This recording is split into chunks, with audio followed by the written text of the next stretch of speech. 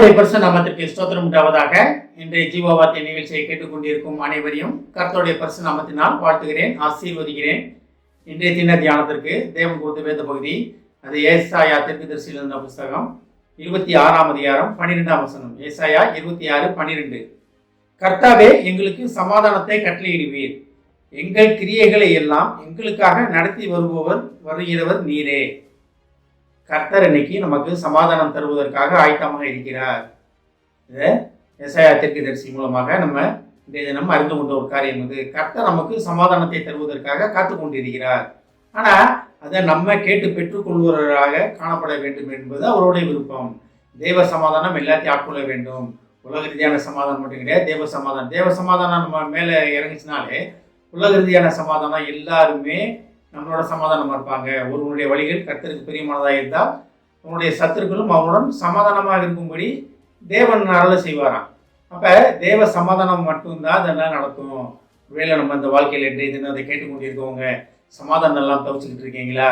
சமாதானமே இல்லையே, எனக்கு எங்கே போனாலும் அந்த சமாதானம் இல்லை, போராட்டமாக தான் இருக்குது, நான் இலைப்பாறவே முடியலையே, நான் எங்கே உட்காந்தாலும் தூங்கினாலும் என்னால் நிம்மதியாக தூங்க முடியல, வேலை பார்க்குற இடத்துல நிம்மதியாக வேலை பார்க்க முடியல, ஒரு நண்பர்கிட்ட பேசினாலும் என்னால் நல்லா பேச முடியல, என் மனசில் ஒரு பாரம் அழுத்திக்கிட்டே இருக்கு, இனம் புரியாத ஒரு கவலை, இனம் புரியாத ஒரு பாரம் என் மேலே அழுத்திக்கிட்டே இருக்கு, நான் பிரச்சனை எங்கே போனாலும் எனக்கு பிரச்சனை, தோல்வி, எதை தொட்டாலும் தோல்வி, எதை தொட்டாலும் எனக்கு ஜெயம் இல்லையே அப்படின்னு ஒரு சமாதானம் இல்லாமல் தவித்து கொண்டு இருக்கிறீங்களா?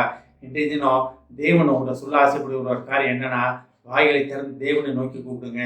தேவனே, உம்முடைய சமாதானம், ஏன்னா என்னுடைய சமாதானத்தை உங்களுக்கு வைத்து போகிறேன் அப்படின்னு நம்ம பைபிளில் படிக்கிறோம், புதிய ஏற்பாட்டில் படிக்கிறோம். என்னுடைய சமாதானத்தையே தேவன் வைத்து போகிறார், அவருடைய சமாதானத்தையே வைத்து போகிற தேவன். அப்போ யாருக்காக வைத்துட்டு போகிறாரு?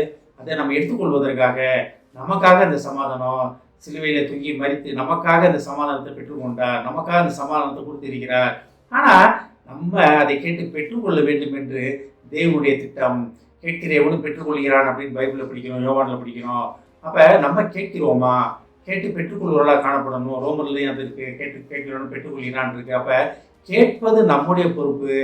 தேவன் சமாதானம் நிரப்பி வைத்து விட்டார், ஆனால் எடுத்துக்கொள்ள வேண்டிய பொறுப்பு நம்மிடத்தில் கொடுக்கப்பட்டிருக்கிறது. அதனால தான் பாருங்க, கர்த்தாவே எங்களுக்கு சமாதானத்தை கட்டளையிடுவீர்.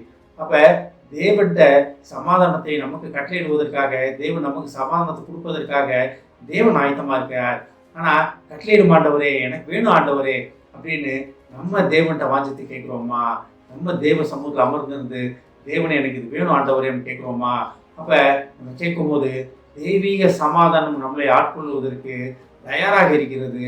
தேவன் நம்ம அருகிலே நின்று கொண்டு நமக்கு கொடுப்பதற்காக காத்து கொண்டு இருக்கிறார். ஏன் நமக்கு இது கிடைக்கலன்னா, நம்ம சமாதானத்தையும் சந்தோஷத்தையும் உலகத்தில் தேடிக்கிட்டு இருக்கோம். உலகத்தில் தேடிக்கிட்டு இருக்கும்போது அந்த சமாதானம் நமக்கு கிடைக்கவே கிடைக்காது. தேவன் நமக்கு வைத்திருக்கும் காரியங்கள் நம்ம அதை எடுத்துக்கொள்ளவே முடியாது. ஆனால் தேவன்கிட்ட நம்ம போய் தேவன்கிட்ட அடைக்கலமாக தேவன்கிட்ட நம்ம வரும்போது தெய்வீக சமாதானம் நம்மளை ஆட்கொள்ளும். தெய்வீக சமாதானம் ஆட்கொள்றதுன்னு வச்சுக்கிங்களேன், உலகம் கொடுக்கக்கூடாத சமாதானம், அது உலகத்தில் கிடைக்காத சமாதானம், அதுதான் தெய்வீக சமாதானம் பைபிளில் படிக்கணும். அப்பேற்பட்ட சமாதானத்தை தேவன் இதை கேட்டுக்கொண்டு உங்களுக்கு கொடுக்க வல்லவராக இருக்கிறார், வாஞ்சியுடன் இருக்கிறார். அவருடைய ஆசை தான் நீங்கள் எல்லாம் தெய்வீக சமாதானத்தால் நிரம்பி உலகத்துக்கு ஒரு வழிகாட்டியாக, உலகத்தை அவருடைய திருப்பு வருபவர்களாக, உலகத்தை அவருடைய திருப்புவர்களாக நிற்க வேண்டும். அதுதான் தேவனுக்கு பிரியமான ஒரு காரியம். ஒருவேளை வாழ்க்கையில் சமாதானம் இல்லை, எது எடுத்தாலும் போராட்டமாக இருக்குது, எது எடுத்தாலும் எனக்கு கஷ்டமாக இருக்குது, எதுலேயும் தோல்வி தான், எதுலேயுமே எனக்கு செய்ய முடியல, எந்த ஒரு காரியம் தொட்டாலும் அது எனக்கு ரிட்டர்ன் ஆகுதே தவிர அதை தாண்டி என்னால் போகவே முடியல அப்படின்னு சமாதானம் இல்லாமல் நீங்கள் போராடிக்கிட்டு இருக்கீங்களா? இன்றைய தினத்துலேருந்து ஒரு முடிவெடுங்க. நான் தேவன்கிட்ட கேட்பேன், தேவனே எனக்கு சமாதானம், உங்களுடைய சமாதானத்தை என்னை கட்டளையிட மாட்டவரே, எங்களுக்கு சமாதானம் வேண்டாம் ஆண்டவரே, எனக்கு சமாதானத்தை கட்டளையிட மாட்டவரே அப்படின்னு தேவன்கிட்ட கேளுங்க. தேவன் அதை நிறைவாக கொடுக்க வல்லவராக இருக்கிறார். தேவனுடைய பிரியமாக தான். ஆனால் நீங்கள் கேட்காம அது உங்களுக்கு கிடைக்குமான்னு பார்த்தீங்கன்னா கிடைக்கும். ஆனாலும் அது தேவையான நேரத்தில் அது உங்களுக்கு உதவாது. அதனால் தேவத்தை கேட்டு பெற்றுக்கொள்பவர்களாக நம்ம காணப்படுவதற்காக தேவன் உங்களை அழைக்கிறார். கர்த்தாவை எங்களுக்கு சமாதானத்தை கட்டளையிடுவீராக அப்படின்னு தேவனை நோக்கி கேட்போம். தேவன் அதுக்காக காத்து கொண்டிருக்கிறார். ஆமென். ஜெபிப்போம். எங்களை அருமனை பரலோபிதாவே, கர்த்தாவே எங்களுக்கு சமாதானத்தை கட்டளையிட மாட்டவரே, நீர் கட்டளையிட்டு விட்டீர் என்று விசுவாசத்தில் உங்களுக்கு நன்றி சொல்கிறோம் ஆண்டவரே. நாங்கள் உம்மிடத்தில் கேட்டு பெற்றுக்கொள்ள எங்களுக்கு உதவி செய்யும் ஆண்டவரே. அநேக மனக்குழப்பத்தில் உள்ள அநேக பிரச்சனையில் சிக்கி மாட்டிக்கொண்டிருக்கும் மக்களை கண்ணோக்கி பார் மாட்டவரே.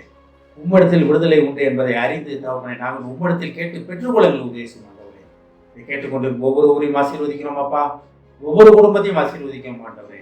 உலகம் கொடுக்கக்கூடாத தெய்வீக சமாதானம் ஒவ்வொரு குடும்பத்தையும் ஆட்கொள்வதாக ஆண்டவரே ஆசீர்வதிக்கிறோம் அப்பா. இயேசுவின் மூலமாக கேட்கிறேன் நல்ல பிதாவே, ஆமென். கர்த்தர் உங்களை ஆசீர்வதிப்பாராக.